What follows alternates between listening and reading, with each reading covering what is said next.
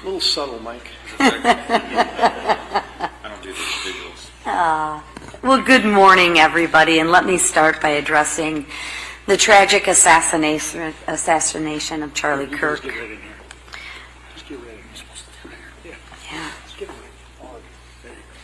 First and foremost, my prayers are with Charlie and his family, with his wife Erica, and their 2 children. Like so many, I experienced this impact through the eyes of my daughter. He showed her that the impact that she could have as a young person, as a young conservative person, that was really important to her. Charlie's legacy will live on in every young person that he inspired. Now, turning to the work of the House Republicans, over the last 8 months, we've remained focused on delivering results for working families. Nowhere has that been bigger than in the working families tax cuts. These are the most pro-growth, most pro-family, pro-middle class tax cuts in history, particularly when it comes to growing rural health care, manufacturing and small businesses, energy dominance, and take-home pay. When it comes to growing rural health care, the tax cut bill invests $50 billion. This single largest investment in rural health care history. The administration moved quickly on this investment, and just yesterday, Dr. Oz announced HHS already had the portal ready for folks to begin applying for those rural health care funds. The legislation also grows small businesses and manufacturing. We incentivized Made in America goods, eliminated taxes on overtime, made it more affordable to own a small business in this country. These are points that I discussed at length with constituents in Congressman Kagan's district just last week. The bill grows American energy production as well, cutting red tape and gas prices, a topic that we covered during Friday's visit to a 7-Eleven gas station with Congressman Rob Whitman in Virginia. And finally, and probably the most important, is this bill grows take-home pays for the average American by $10,000. In part, that's done by eliminating taxes on tips, which were highlighted while at a local restaurant in Congressman McGuire's district, while on the Working Families Tax Cut Tour. It is the workers in real America, the folks who build our ships and accept our tips, that Working Families tax cuts are designed for their prosperity and for their growth. And with that, I want to turn it over to Congressman Tony Weed, who's a small business owner himself. Tony, thank you for joining us today.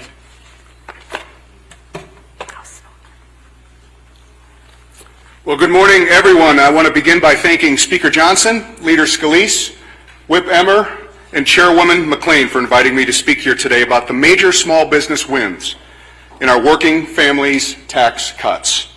Prior to running for Congress, my wife and I ran our gas station convenience store business for nearly 3 decades in Northeast Wisconsin. During my time in business, I learned firsthand how difficult it is to deal with overbearing government regulations and tax codes that cause financial hardship, stagnate growth, and make it very difficult to be successful. Under Joe Biden's administration, small businesses were crushed with an unprecedented surge in federal regulations and the highest inflation that we have seen in 40 years that made it harder for businesses to turn a profit. My wife and I sold our business in 2022, and we faced these issues like every other small business in this country. Thankfully, with the leadership of President Trump and House Republicans, the Working Families tax cuts will finally give small businesses across Wisconsin's 8th District the relief they deserve. One of the most important victories is making the 199A deduction permanent. In Wisconsin alone, more than 85,000 employers will benefit.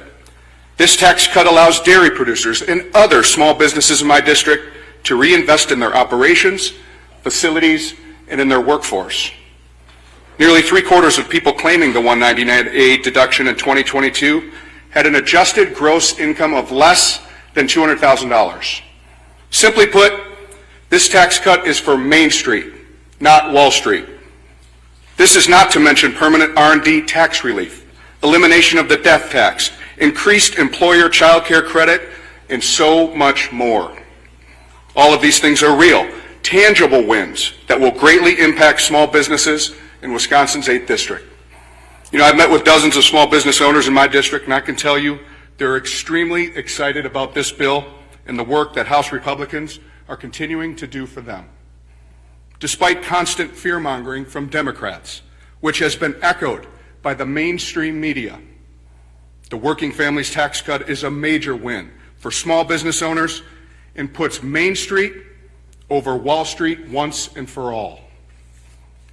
Thank you. It is now my honor to introduce Kevin Kester, a fifth-generation California rancher from Monterey County, where his family has lived and worked for over 100 years.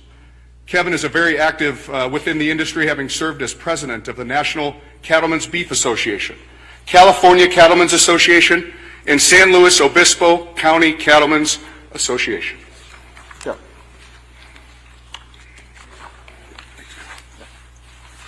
Thank you, Congressman. Thank you, Mr. Speaker, and your leadership team. I want to thank President Trump. I cannot overstate how important it was for this one big, beautiful bill to get passed and signed by the President. With our family ranching operation, I had to suffer 30 years ago when my grandfather passed away. We had to pay a death tax to the federal government. It took us years and years to overcome that hurdle and not have to sell our family ranch. My family, we couldn't hire enough people like we should. We couldn't invest back in the community or our operation. So the increase in permanence of the state tax exemptions, the death tax, hugely important for us, number one. Other provisions, it's already been mentioned, 179A, the 100% bonus depreciation made permanent. That is a big deal for our family ranching operation to expense those things. 199A is also pass-through deduction helps. There's also some other provisions that don't get talked about as much, and that's some of the Farm Bill provisions, the funding of conservation programs, that really helps keep our ranch viable. It's good for the environment, it's good for ranchers, and it's good for the taxpayers to keep our ranches healthy and productive. So again, I want to thank the leader and the leadership team, the House, President Trump, for getting this bill passed. It'll help keep my kids and my grandkids ranching and feeding America and the world. Thank you.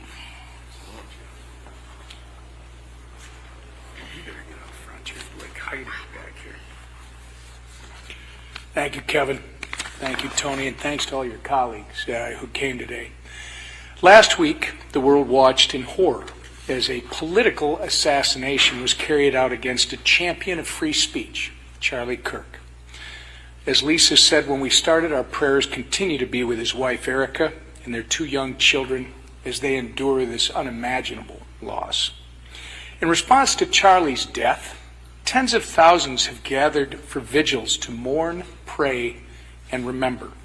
These vigils organically sprung up across the world, not fueled by hate, vitriol, or revenge, but by unity, love, and hope. I want you to see the contrast between this response to tragedy and responses we have seen in the past. For instance, in my state, in 2020, Minneapolis was burned by rioters while Tim Walz's wife kept the windows of the governor's mansion open to, quote, smell the burning tires. While radical leftists react with chaos and destruction, may we continue to respond with prayer, community, and effective policy. Policy that promotes law and order in a time when Democrats seem to be set on promoting crime and chaos. Since day one, President Trump has made it clear that safety and security are possible if leaders have the will to do it. The president's decisive action in the District of Columbia has resulted in over 2,400 arrests and over 200 illegal firearms seized. Thanks to his efforts, our nation's capital is now safe for residents and visitors alike. This week, House Republicans are going to take action to solidify the president's crime crackdown here in the district with legislation that ensures criminals are kept off the streets and that their crimes receive appropriate sentences. With these bills, Republicans are empowering the city's law enforcement officers, fighting back against rampant juvenile crime, and making the district courts accountable again.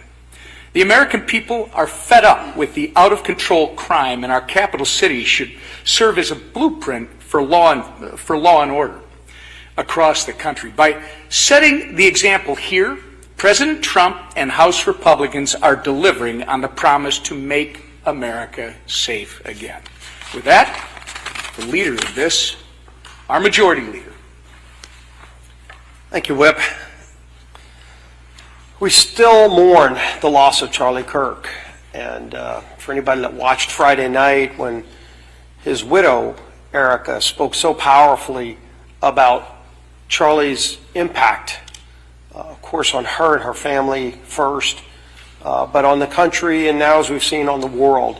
It just reminds us how powerful the idea of one person's idea can be, because that's what Charlie represented when he started Turning Point at 18 years old. It was an idea, and that idea became a movement.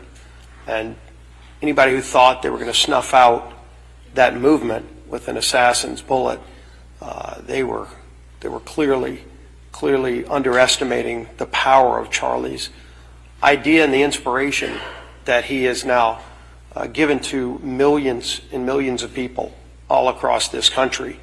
And in that momentum, that inspiration is only going to grow. But his assassination also gives us a moment to reflect about how we can all do better, how we can try to stop this, unfortunately, too common cycle that we're seeing. And as we reflect, we all need to look at ourselves and, are the things we're saying, can we do better there? But I do think it's an important moment for the media as well, because when you look at just this example with Charlie, and there's been some studies that have been done that have taken, just for example, President Trump and the word fascism. One network alone used that combination of words over 3,000 times. 3,000 times, mainstreaming that combination of words in just the last 3 years. And whether some realize it or not, that magnification is heard by the wrong person. And we've seen people, deranged people, take action, think that that's a call to take action. In the case of Charlie, he was called those things too.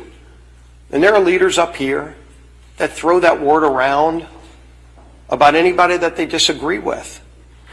And if it's amplified in the media and the wrong deranged person hears it and decides to take action, in the case of Charlie's assassin, he wrote the word fascist on the bullet. And it's just an example that we can all do better.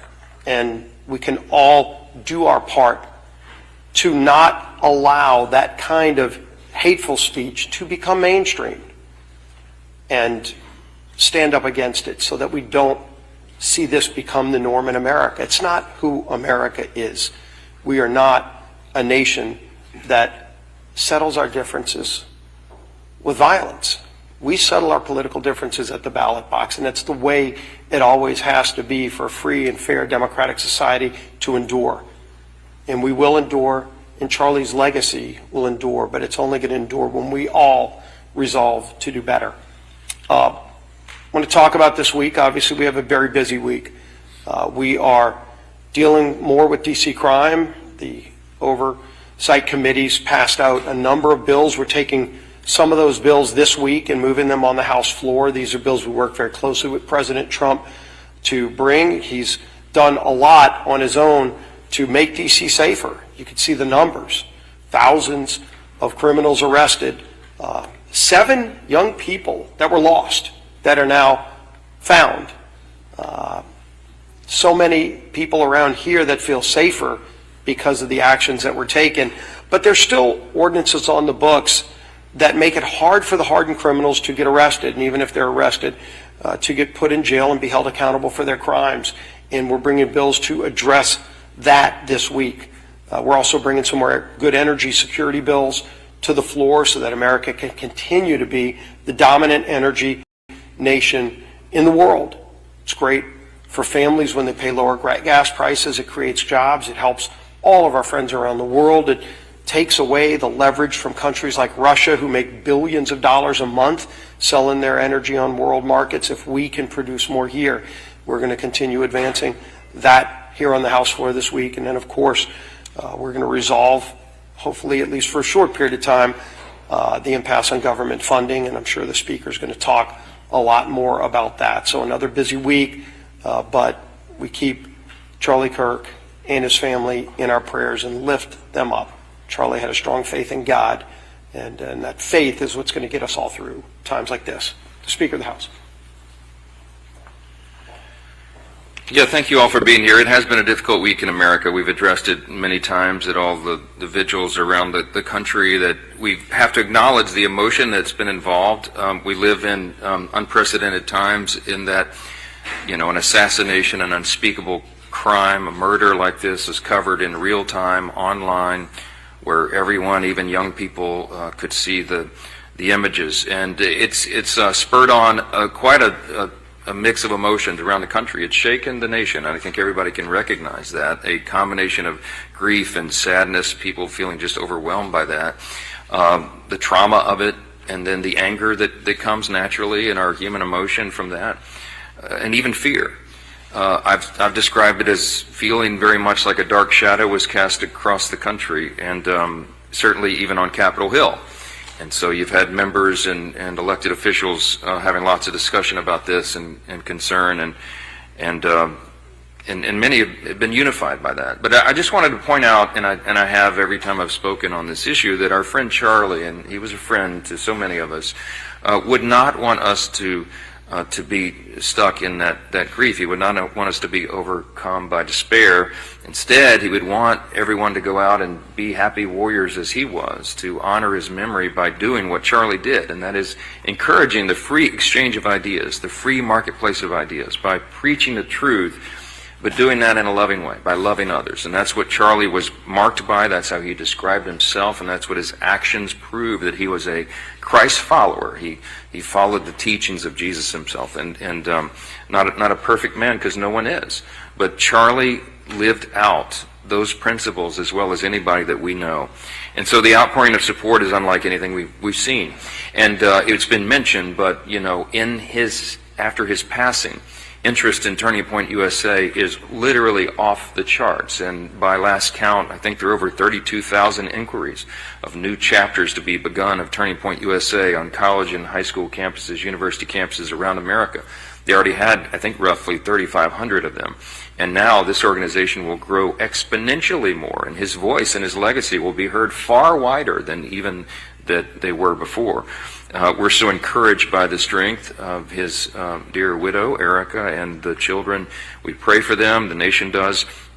I joined vigils, I think 3 in the last few days. We had one Friday night in Baton Rouge at LSU before the first weekend, first home SEC football game for our alma mater down there. It was a standing room only event. We had all those college students show up, and it was so encouraging to me to see their attitude about it. While they were mourning, they were also encouraged to be emboldened and to go forward and to share what Charlie had taught so many of them. The line for our vigil at the Kennedy Center on Sunday night wrapped around the building multiple times. There's so much interest in this. And our bipartisan vigil here in the Capitol last night was a worthy tribute to a man who meant so much to so many in this building. But the tragedy has also initiated a number of uncomfortable but necessary conversations about important issues like the safety and security of our members and the responsibility of public servants, and the need for political leaders to turn down the temperature and the violent rhetoric in America. Not helpful.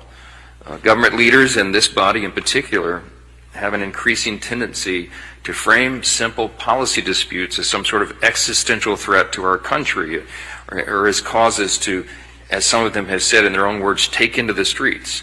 That's not helpful. That is not productive, and it leads to bad consequences. Leaders cannot call their political opponents Nazis and fascists and enemies of the state because they disagree with their policy priorities. I mean, this is something we should have learned in grade school. This type of language spurs on depraved people, deranged people who take that as a cue. And this tragic phenomenon played out this week in Utah. Whether it's in politics, government, media, or business, people look to leaders for guidance, and we have to walk in the dignity of our office, as I say all the time. And when ostensibly serious representatives compare their ideological opponents to murderous dictators and evil people, some see that as a cue to act, and we have to stop that. The political violence has been decried, and it should be across the board. And we got to continue calling it out, and we will until it does. Let me talk about the issues on the floor this week. The D.C. crime bills has been referenced, and because we understand that solving this nationwide violent crime problem is critically important. It's a priority for President Trump as it is for congressional Republicans. So crime is something that touches everybody, and we all know somebody who's been carjacked or had a wallet stolen at gunpoint or was mugged, and it's happened to members of Congress in our nation's capital, and we have to stop it. Stopping violent crime is something that virtually every American agrees on. It's an 80-20 or 90-10 issue in this country. So this week, House Republicans are going to build on President Trump's wildly successful crackdown on crime here in the Capitol with 4 D.C.-specific bills that we believe can serve as a model for other municipalities around the country. Here they are very quickly. First, the D.C. Crimes Act. That would prohibit the left-wing D.C. Council from enacting lenient sentencing reforms and ensure juvenile offenders are charged as adults for serious crimes. Juvenile crime in D.C. is more than double the national average, or it was until the president stepped in here. The second bill is the D.C. Policing Protection Act, which restores law enforcement's ability to pursue fleeing suspects. It seems common sense, but it's been prohibited in some of these municipalities. We've all seen the hordes of ATVs and dirt bikes barreling through residential streets, and that's going to stop now. The third bill is the D.C. Juvenile Sentencing Reform Act. Reduces the age for juveniles to be tried as adults from 16 down to 14. Some of these crimes are so heinous that's necessary. And this is for certain violent offenses like murder, first-degree sex abuse, first-degree burglary, and armed robbery. The fourth bill is the D.C. Judicial Nominations Reform Act, which returns judicial appointments in D.C. to the President and the Senate in line with the Constitution. Left-wing activist judges are part of the problem, and they're not going to be allowed to return violent criminals to the streets anymore under the guise of restorative justice. We are restoring safety and order to the nation's capital, and we hope that other cities around the country follow this successful model. Let me address the necessity of keeping the government open. In the House, we have returned to regular order. We've been pressing this as a theme and a goal, and we have achieved that. We have made substantial progress on government funding this year. The House Appropriations Committee has passed all 12 bills out of committee. We have 3 passed off the floor already. We voted last week to begin a bipartisan conference committee with the Senate on 3 bills. That's Milcon, Ag, and Ledge Branch. And appropriators are actively engaged in ongoing bipartisan conversations to fund the government for FY26. So we have to allow time to do that because we're getting close to the end of the fiscal year, September 30th, as you all know. We need responsible options here to keep the government open while all this work continues. And Republicans are committed to making that happen. So here's what we'll do. We're going to release text here shortly, I think around noon, for a short-term, clean, continuing resolution that will keep the government funded and operating at current levels while we continue all this work and doing our jobs and getting the remaining bills done. Predictably and unfortunately, there are some Democrats who are openly pining for a government shutdown. In spite of this obvious and necessary step, they're grasping for straws as a party, and so some of them apparently believe that shutting down the government will be some sort of life raft for them so they can regain the support of the American people. I just think that is a fool's gambit. It's anybody who's advocating for that, it's to make it a partisan exercise is making a big mistake.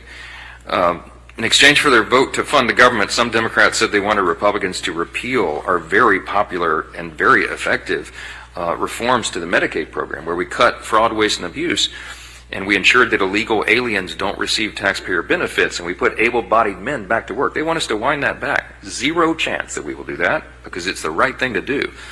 And they're also demanding that we include unrelated health insurance tax credit provisions. That is a December policy issue, not a September funding issue. So this will not be a partisan CR. It will be a clean, short-term continuing resolution, end of story. And it's interesting to me that some of the same Democrats who decry government shutdowns under President Biden appear to have no heartache whatsoever at walking our nation off that cliff right now. I hope they don't. I hope that they'll work with us so we can all do our jobs here. We get a short-term CR done, complete the appropriations bill, and get back to the regular order that we have all seen as necessary so we can be good stewards of taxpayers' funds. With that, I'll take a few questions. Front row, yes, ma'am. You mentioned Charlie Kirk being a champion of free speech. In that vein, there have been calls to go after organizations or people who have said things in light of that horrific tragedy. But I'm wondering from a legal perspective, what is the line when it comes to free speech? Is it, and Kim Bonnie, as you know, addressed this in a podcast yesterday and kind of clarified it a little bit. But I'm curious from your perspective, what is the line when it comes to free speech? Well, I mean, I approached this as a former litigator who defended free speech in the courts for a couple of decades. We defended religious freedom and speech that some people deemed to be inappropriate. Look, in America, it's a very important part of our tradition that we do not, this is a conservative principle, and certainly an American principle, we do not censor and silence disfavored viewpoints. People in America are allowed to say crazy things. Now, that said, if I'm an employer or I'm a government agency and I have someone in my employ who is online celebrating the heinous murder of an innocent person, a young husband and father, I can make the decision that they don't deserve to work for me. They shouldn't represent my company or my agency. And I have every right to do that, and I think that's appropriate. That's not the government censoring speech. That's personal behavior and decorum. And you have a right to enforce that. So I don't think it's a violation of core principles for people to have appropriate measures taken when they act like crazy people online. And that's up to the employers and these private businesses and these the people who make those decisions. That's not something that Congress is involved in. But I mean, I think all of that is intellectually consistent, and we'll continue to defend it. Manu. Called on the political world to lower the temperature, cool down the rhetoric, and not use words like evil and enemy. President himself has referred to Democrats oftentimes as evil, the enemy. Would you urge him, would you advise him to tamp down the rhetoric? The president has been called the most despicable names by people on the left for a long, long time. I don't have to give you the catalog. It would be this thick. I'd need one of those Hakeem Jeffries notebooks to put up here and go through with you with all that. Look, there's a lot of heated rhetoric all around, and what I'm trying to advance here is this idea that we can have vigorous policy debates. That is the legacy of Charlie Kirk. He loved the debate. But he didn't hate the people on the other side, and that's what I'm trying to encourage all of us to remember. We can have vehement disagreements on policy, but it shouldn't be personal. At the end of the day, we're trying to bring people to our mode of thinking, and it's more effective that way when you handle it that way. And I think Charlie was a great example of that. Yeah. Reed. You said the anti-state subsidies is a December policy issue, not a September funding issue. Open enrollment begins November 1st. Should Americans be concerned that these will expire? Is there a commitment to kind of extend them at least a year? I mean, They don't expire until the end of the year, and so we have until the end of December to figure all that out. I can tell you that there's real concern. I have concern. Republicans have concern about those policies. If you look at how much they've been abused, in my estimation, in some ways, there's no income cap on it. People make $600,000 a year, get a government subsidy for their health care. I don't think that that's going to be a popular measure when people understand how that works. There's a relatively small number of people that are affected by it, but that policy has real problems, and subsidizing that and making it a finance issue instead of a health care issue is a problem. So we have time to have that debate, and it's not something that should be involved in the government funding deadline by the end of September. That's the point. So thank you. Thank you. Yeah, we should expect to vote about rights.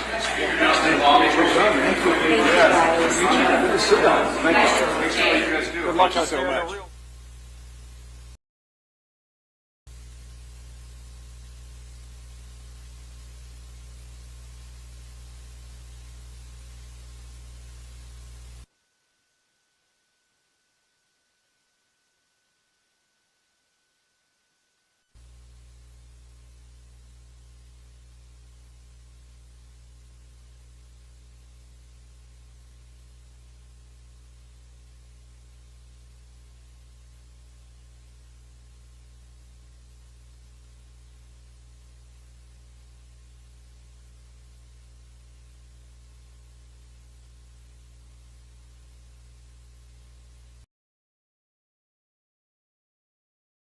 Well, good morning, everybody, and let me start by addressing the tragic assassination of Charlie Kirk. Get right in here. Just get right in. You're supposed to get right here. Yeah. Just get right in. There you go. First and foremost, my prayers are with Charlie and his family, with his wife Erica, and their two children. Like so many, I experienced this impact through the eyes of my daughter. He showed her that the impact that she could have as a young person, as a young conservative person, that was really important to her. Charlie's legacy will live on in every young person that he inspired. Now, turning to the work of the House Republicans, over the last 8 months, we've remained focused on delivering results for working families. Nowhere has that been bigger than in the working families tax cuts. These are the most pro-growth, most pro-family, pro-middle-class tax cuts in history, particularly when it comes to growing rural health care, manufacturing and small businesses, energy dominance, and take-home pay. When it comes to growing rural health care, the tax cut bill invests $50 billion. This single largest investment in rural health care history. The administration moved quickly on this investment, and just yesterday, Dr. Oz announced HHS already had the portal ready for folks to begin applying for those rural health care funds. The legislation also grows small businesses and manufacturing. We incentivized Made in America goods, eliminated taxes on overtime, made it more affordable to own a small business in this country. These are points that I discussed at length with constituents in Congressman Kagan's district just last week. The bill grows American energy production as well, cutting red tape and gas prices, a topic that we covered during Friday's visit to a 7-Eleven gas station with Congressman Rob Whitman in Virginia. And finally, and probably the most important, is this bill grows take-home pays for the average American by $10,000. In part, that's done by eliminating taxes on tips, which were highlighted while at a local restaurant in Congressman McGuire's district while on the Working Families Tax Cut Tour.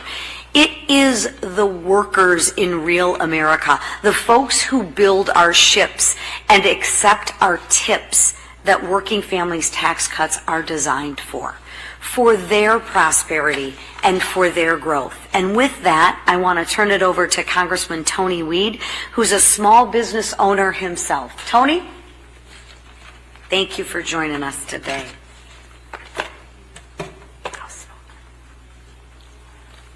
Well, good morning, everyone. I want to begin by thanking Speaker Johnson, Leader Scalise, Whip Emmer, and Chairwoman McLean for inviting me to speak here today about the major small business wins in our working families tax cuts.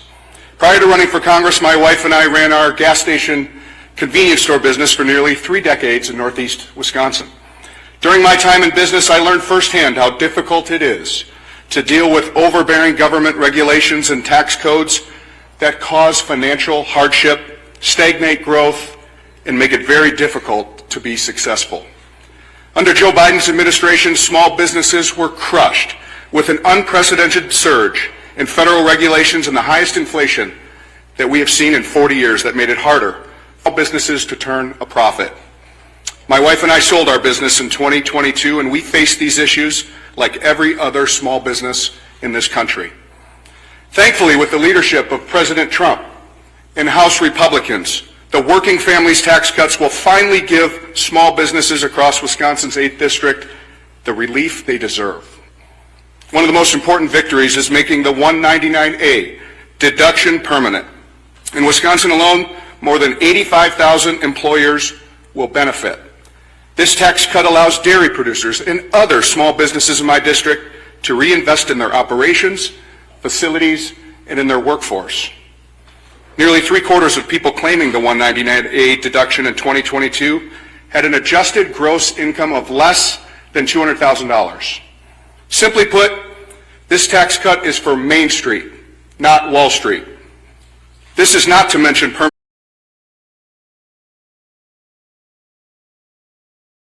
so much more.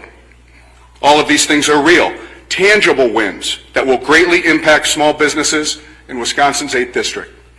You know, I've met with dozens of small business owners in my district, and I can tell you they're extremely excited about this bill and the work that House Republicans are continuing to do for them. Despite constant fear-mongering from Democrats, which has been echoed by the mainstream media, the Working Families Tax Cut is a major win for small business owners and puts Main Street over Wall Street once and for all. Thank you. It is now